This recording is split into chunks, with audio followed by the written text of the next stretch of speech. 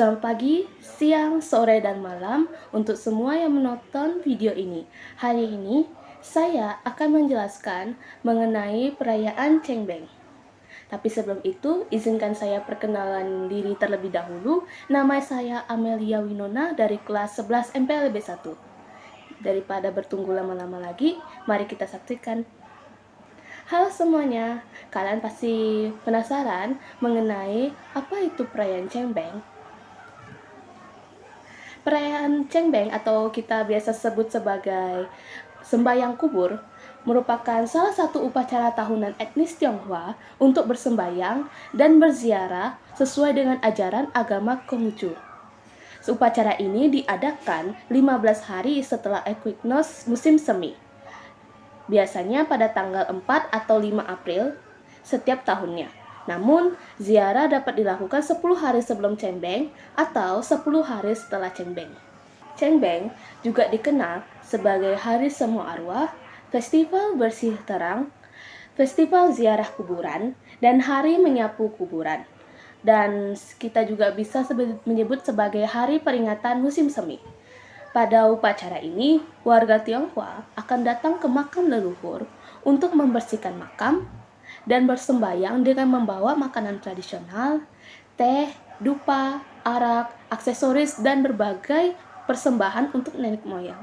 Perayaan Cengbeng juga dilaksanakan untuk mengingat dan menghormati nenek moyang berdasarkan ajaran Konfusianisme yang menekankan Xiao untuk berbakti kepada orang tua dan menghormati leluhur, baik saat hidup maupun saat sudah tiada. Konon, menurut cerita rakyat, asal mula ziarah kubur atau Cengbeng ini berawal dari zaman Kekaisaran Chu Yuanzhang, pendiri dinasti Ming. Chu Yuanzhang awalnya berasal dari sebuah keluarga yang sangat miskin. Karena itu, dalam membesarkan dan mendidik Chu Yuanzhang, orang tuanya meminta bantuan kepada sebuah kuil. Ketika dewasa, Chu Yuanzhang memutuskan untuk bergabung dengan pemberontak Sorban Merah, sebuah kelompok pemberontakan anti dinasti Yuan. Berkat kecakapannya dalam waktu singkat, ia telah mendapat posisi penting dalam kelompok tersebut untuk kemudian menaklukkan dinasti Yuan sampai akhirnya beliau menjadi seorang kaisar. Setelah menjadi kaisar, Chu Yuanzhang kembali ke desa untuk menjumpai orang tuanya. Sesampainya di desa, ternyata orang tuanya telah meninggal dunia dan tidak diketahui keberadaan makamnya. Kemudian, untuk mengetahui keberadaan makam orang tuanya, sebagai seorang kaisar, Chu Yuanzhang memberi titah kepada seluruh rakyatnya untuk melakukan ziarah dan membersihkan makam leluhur mereka masing-masing pada hari yang telah ditentukan.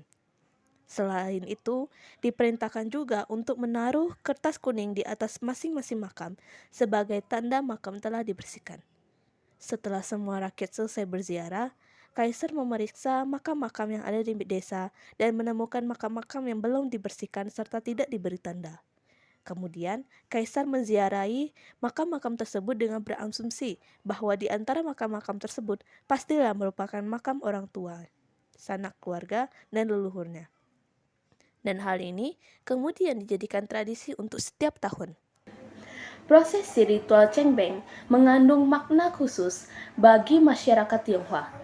Tradisi ini menjadi bentuk penghormatan kepada leluhur. Pembersihan makam sendiri dilakukan agar leluhur melihat bakti dan penghormatan peziarah, yang merupakan refleksi dari rumah leluhur di akhirat.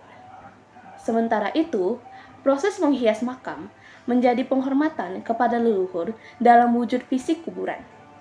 Kemudian doa dipanjatkan kepada leluhur agar diberikan kemurahan, rezeki, panjang umur, dan kesejahteraan.